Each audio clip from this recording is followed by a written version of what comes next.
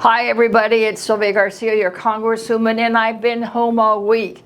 I've been home beginning for 4th of July and all this week, working here in the district, giving people reports and an update on the big ugly bill. It was passed last week. We talked about it last week, but here's the deal. I am really concerned because it's impacted the most vulnerable people in our community.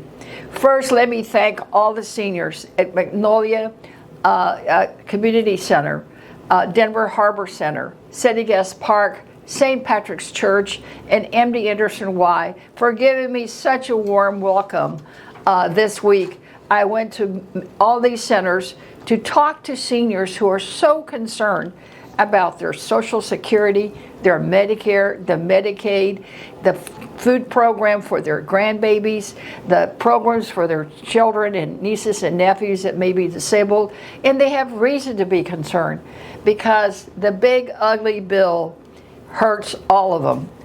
1.6 million people across Texas will lose their health care.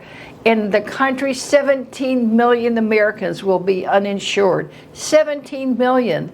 And that means it's going to hit us here at home. Again, 1.6 million across Texas. They'll also cut $45 billion to Medicare next year.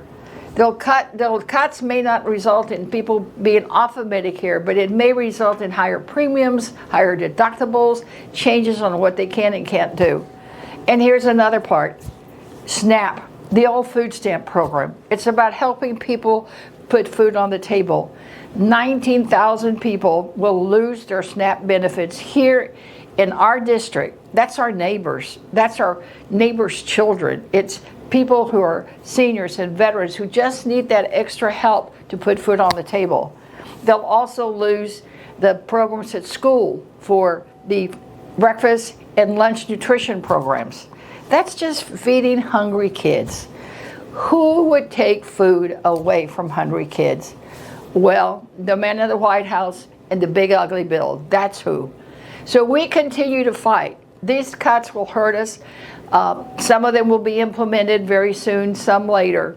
But we will keep you informed. We will make sure that you know what's coming and what we can do. In the meantime, we'll continue in the courts fighting some of these cuts. We'll continue on the floor passing bills and working on the legislation that implements these cuts. And we'll continue to make sure that you know and that you let people around you know. These are not good times for us.